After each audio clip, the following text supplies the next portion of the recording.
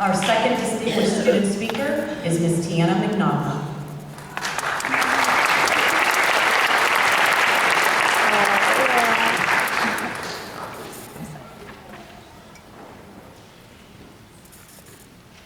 Board members, families, friends, and fellow classmates, welcome.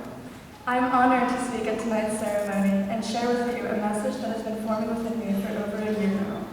Although it honestly feels strange that I should be standing in front of a microphone and be doing anything but singing with the aid of my guitar. Speaking of music, a week later, I signed up for the BCMC Spring 2010 Talent Show. It was my junior year. Beforehand, people looked at me as if I was smart or stuck up, but they didn't actually know much about me. I was nervous beyond belief, rather as I am now, shaking in my calves as I stood up to perform in front of the entire school. I shared with my classmates a song I had written about the book series Harry Potter. It was a chance to showcase my talent, but also my passion and my individuality. From that moment on, voice became like a home for me. I began to recognize people every day in the halls, people who, more importantly, knew that I was something more than just another face. I subsequently performed in the Winter Talent Show that same year, and my confidence in myself only grew. I was more than a nobody from my high school. I was a self-assured BCMC student who knew what I was capable of. It was so much less intimidating to perform in front of 180 people rather than 1,600 of them, which is what I would have been doing at the school I came from. I want you to ponder this question for a moment. What would you do if you knew there were no second chances ahead of you? Imagine that you could only get one shot at everything you did throughout the day, and there were no redos. It seems harsh, doesn't it? We only get one chance at this life, and although we may not realize it, the situation I've just described isn't too far from some people's reality. Whether imagining a life with no second chances is a horrifying concept to you or inspires you to try harder, it is an intriguing possibility.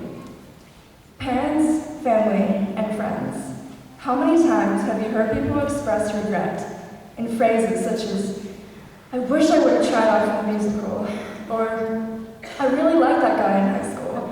I wish I would have asked him to prom," or, "I majored in so-and-so, but I never did anything with my degree." It's really a universal experience. The only way to eliminate that feeling of regret is to act today, without hesitation. When we take life's opportunities for granted, we could be throwing away chances we'll never get back. Classmates, imagine that BCMC was not an option. Where would you be this year? Would you have earned your high school diploma and be headed to college next year? Parents, what might you be celebrating tonight? That is one scenario of life without second chances. Because we had the opportunity of BCMC available so early on in life, we know we can achieve success if we take advantage of second chances while we can. As Gandalf states in Lord of the Rings, all we have to decide is what to do with the time that is given to us. When we're old and wrinkly and sitting in rocking chairs, we're probably not going to tell our grandchildren how we aced that chemistry exam or bullied the weird girl in the back of the class. What we have to be wary of is growing old and feeling the regret of not doing the things we wanted to, like asking that guy to prom, or embracing your inner geek enough to sing about Albus Dumbledore on stage. There's never a better time to start over than now. BCMC may not have a star football team or renowned student musicals, but we do have an all-inclusive talent show, the Kitty Carnival, traditional student-teacher volleyball matches, and a strong sense of self-worth that committed us to showing our community that we are passionate about BCMC remaining open. Although we students sat in classrooms that didn't even have windows, we were far from trapped inside. Voice was nothing short of an entirely creative approach to learning that turned me back on to pursuing my dreams. For example, who would have thought that in a film studies class we would be demonstrating mastery of kung fu moves? That an English class would consist of a nature hike, or that we would be able to complete an internship that allowed us to delve into our passion before graduating. The teachers at BCMC opened my mind to new ideas and introduced me to creative ways of learning that truly suited me the best. Thank you to the faculty, staff, and parents, who without their dedication of time, my graduating class would be very discouraged about collegiate life.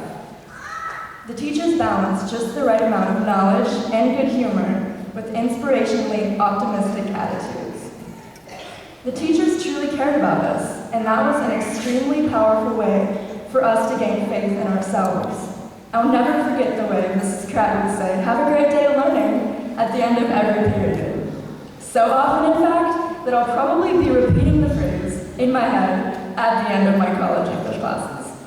And what about Mr. Floor walking around with his lightsaber pen, actually getting high schoolers to enjoy a novel they never thought they'd be into, The Great Gatsby? I don't think I'll ever forget the way these teachers would respond to tough situations or make light of seemingly harsh times. Because they've taught us perseverance, we will never take things for granted. So once again, let's all pretend for a moment that there are no second chances ahead of us. Because you'll never get to redo high school. You'll never get to make up that F in chemistry, and you'll never get to experience again the relief you felt at being able to get a second chance in your education. You should always focus on what can be done now. Focus not on what could have been changed, but what can be implemented and improved upon in your lives day by day. BCMC was our second chance, and now it's time for us to become adults who give second chances. I cannot count the number of times I've walked the halls or sat through classes in BCMC and heard people say, "I can't imagine what I'd do if I wasn't at Boyce." Now that we're leaving, we can understand how big of an impact it truly has had. When we first came there, BCMC was our biggest supporter. And now it is something we must realize will not always be there for us. We may and will not always have such a wonderful opportunity to redo our mistakes, so we mustn't take anything for granted. As we go forward in our lives, we must keep in our minds and in our hearts the strength, independence, and creativity that we've learned in our time at BCMC. If we keep achieving our goals successfully, we will continue to develop a strong sense of self-worth. Congratulations to the class of 2011 who worked so hard to get where we are today.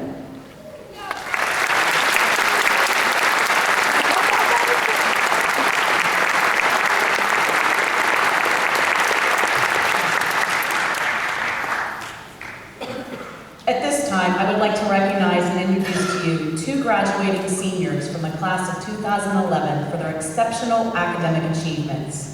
They are to be commended for their hard work, dedication, and successful academic accomplishments at Boyce Campus Middle College, achieving the second highest academic class rank, and therefore recognized as class salutatorian, Miss Tianna.